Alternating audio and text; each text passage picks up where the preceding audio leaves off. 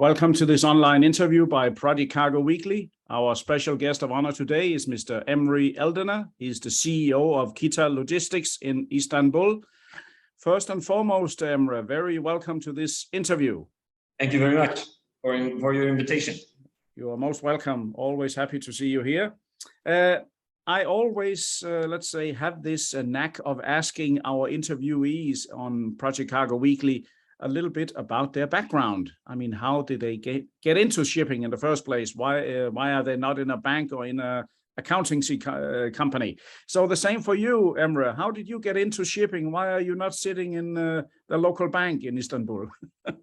I ask the same question to myself once in a while. Okay. I am, in fact, a mechanical engineer, and my partner has a degree in logistics from a German university. Mm-hmm. He kind of tricked me into this field. I had worked as an engineer for some time before I got involved in the project in project logistics. That was about 27 years ago. When he invited me to open the Istanbul branch, when Kita had been founded like 2 years before in Izmir, I told him, I don't know anything about shipping. I don't know what you're talking about. And what he had told me at that time was, it's not nuclear physics. Don't worry about it. Mm-hmm. And it's not nuclear. Okay. We all know that.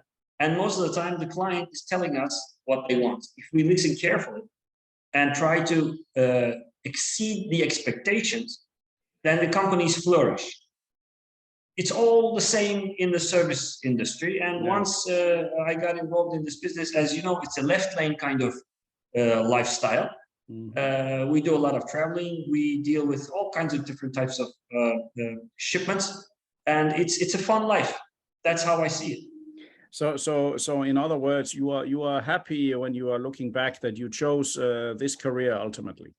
I think I am. Yeah, I think I am. I'm happy. That's good to hear. Now, turning to the name Kita, I don't speak Turkish or understand much about Turkish language, but does Kita or Kita, does it have a meaning in Turkish? Kita means continent in Turkish. I see. Okay. In fact, it's not Kita, it's Kıta. Kita. But yeah, it means continent, and while it has different meanings in different languages. Never ask me what it means in Serbian, because yeah, I mean, it's pretty embarrassing. Okay, I understand. We always have problems when our trucks are passing through Serbia. All the customs officers are laughing at us when they see Kita, in large letters on the trucks. Okay. Don't worry. Okay, let's not get into that. That'll be for another. If people are really curious, they can look it up on Google Translate or something like that. They will know what I'm talking about. Clear. Tell me a little bit about the Kita Group as it is now. You're headquartered in Istanbul. Where else do you have your own offices? We have 12 offices altogether. Yeah. In 4 countries. We are traditionally expanding towards the CIS republics, because most of these republics speak a type of Turkic language. So we have not only a historical tie, but also a linguistic tie in between. So we have opened our first branch in Kazakhstan. Okay. That was about 7 years ago, and it's been very successful.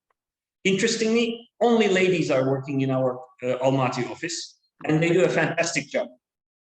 Right. So I call them the Amazons, and they create a great business for us. Okay. And then we have opened our Uzbekistan office in Tashkent. Oh yeah.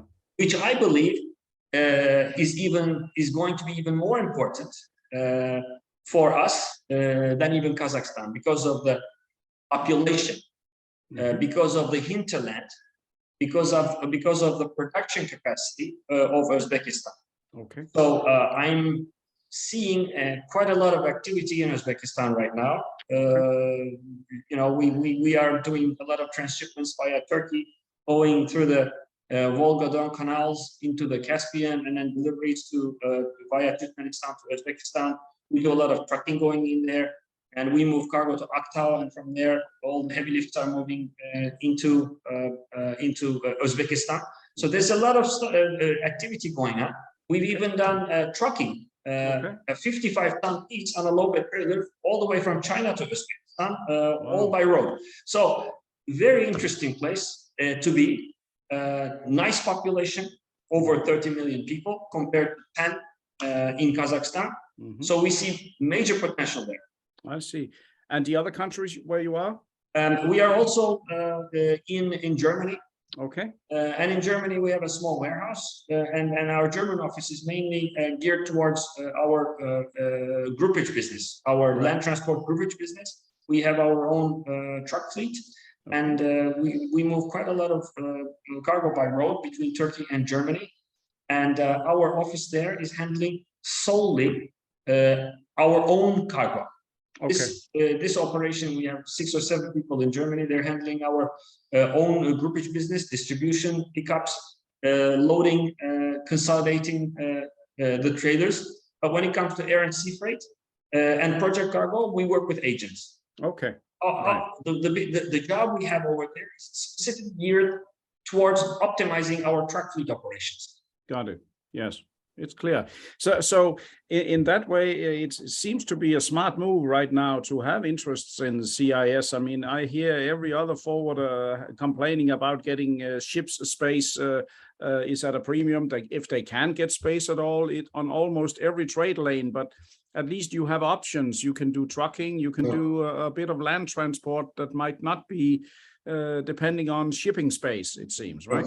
Exactly. Right now, for example, we're doing quite a lot of transit operations going into the CIS via Poti port in Georgia. Mainly agricultural machinery. Almost all of them are out of gauge, but we can transit them on at the port port, load them on rail cars, and deliver them anywhere within the CIS. Okay. Fantastic. So that's an interesting line of business for us, because most of the cargo is coming from India, from Southeast Asia. Interestingly, it works out that even from Southeast Asia, the best way of transporting cargo into Uzbekistan is via Poti, because nobody wants to use Bandar Abbas. Nobody wants to take the cargo via Iran. We cannot handle Iran business as a company. We have stopped doing Iran several years ago. Yes. No. It's a known fact for many. And you feel that transshipment via Poti is running smooth? It's running really smoothly. No problem. Okay, good to hear.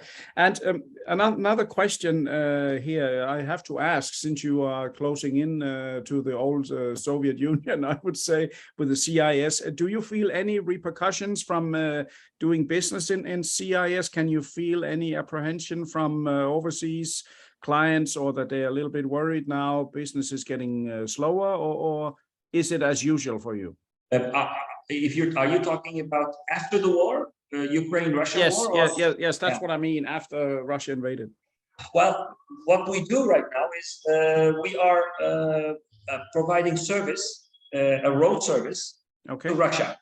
So we as Turkey, the border is open, so we're doing quite a lot of movements from Turkey to Russia.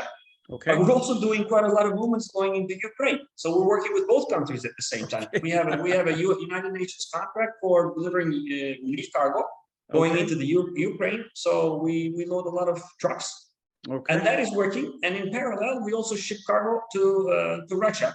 And for example, we move quite a lot of shipments by air into Russia for pharmaceuticals. This type of cargo is not sanctioned. Any type of medicine is not sanctioned. So we move quite a lot of cargo going into Russia by air. By the way, we are also a major air freight forwarder. We are number 7 on the IATA listing. So we handle about 12,000 air freight shipments a year, only in Turkey.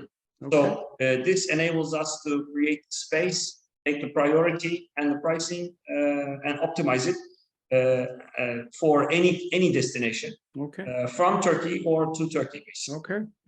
Now, but there's no doubt that Turkey has a strategic location in the world, and it's just when I look at it over the history here, the last 10-15 years, perhaps a little bit more, just look at how Turkish Airlines has expanded. I mean, the Turkish influence is growing in construction and many other things. around Africa, CIS, and even Russia and Mongolia, isn't it? Yes, absolutely, absolutely. I mean, Turkish Airlines has become a major brand name, growing rapidly. Yeah. And we are, as I've mentioned, we are one of the top 10 Turkish cargo supporters in the country. So we have a special position in the market from a space and pricing point of view. From politics, of course, sometimes influence on shipping, and I know that Turkey has been quite active in, for example, in North Africa with construction in Libya and so on. How do you see the African market for Kita? Is it a market that you focus on? It is absolutely. It's definitely a market that we focus on. We do quite a lot of work in Morocco. We do a lot of work in Algeria. We're not doing a lot in Libya, honestly, because of sometimes there are collection problems because you cannot collect your funds. That's an issue. The relationships between Egypt and Turkey are getting better. It was not so good. So we're hoping that this is going to create additional volumes. There's quite a lot of movement between Turkey and Sudan. Since you've asked about the political situation, Saudi Arabia and Turkey had not so good relationships after the journalist had been killed here at the consulate, and we had stopped, in fact, delivering cargo to Jeddah or Dammam or any other Saudi port for a while because every single Turkish cargo got stuck for a very long time. Now the relationships after the visits by the presidents or the kings of the countries, now the relationships are getting back to normal. So we're going to be able to move more into Saudi Arabia, which is a major market, as you can imagine, for us as export commodities. Of course, it's everything is intertwined. We can't rule the one thing or the other out. May I also ask you? I hope we are seeing the last of this stupid virus. But how is the corona situation actually in Turkey right now? There are incidents. There are still positive cases. They seem to have increased a little bit in the last few weeks. But we have no mandates for wearing masks anymore.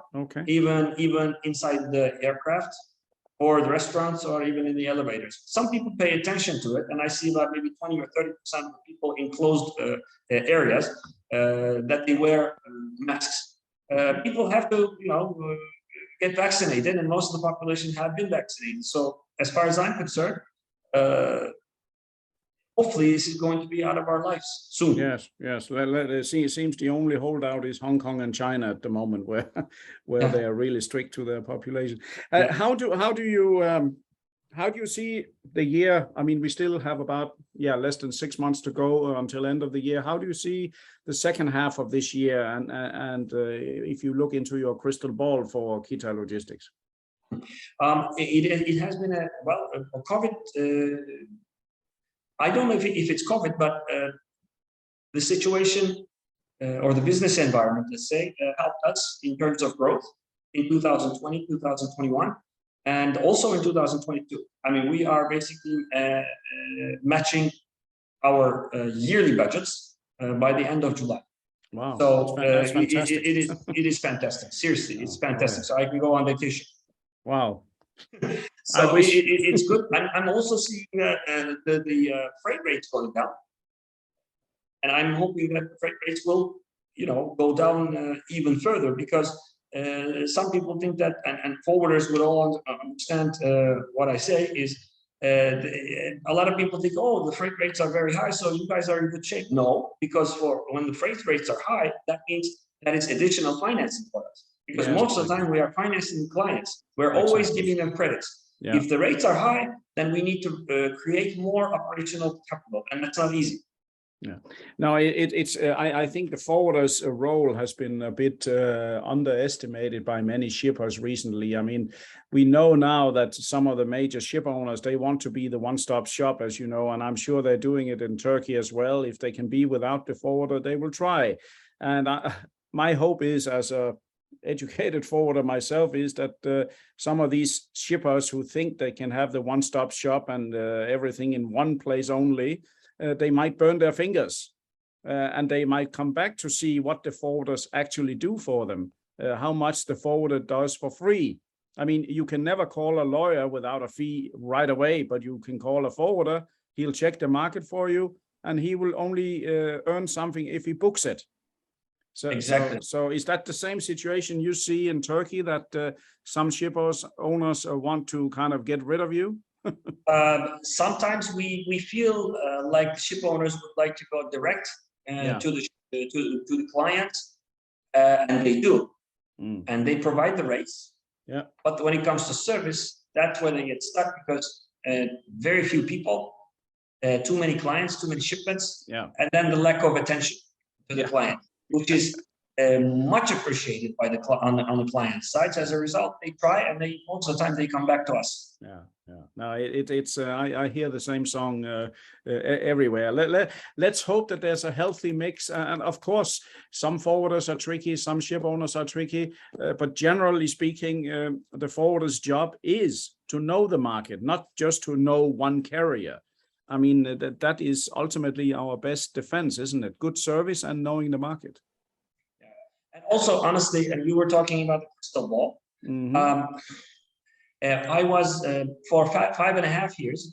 I was the president of the Forwarders Association. Right. And right now, I'm the vice president of the Forwarders Association as the vice president for another 2 years, and I'm also the vice president of FIATA. So nice. Every single day, people are asking me whether what my crystal ball tells them, because they think I know everything. Yeah. So this means, in order not to be embarrassed, I'm trying to follow the market as closely as possible. Yes.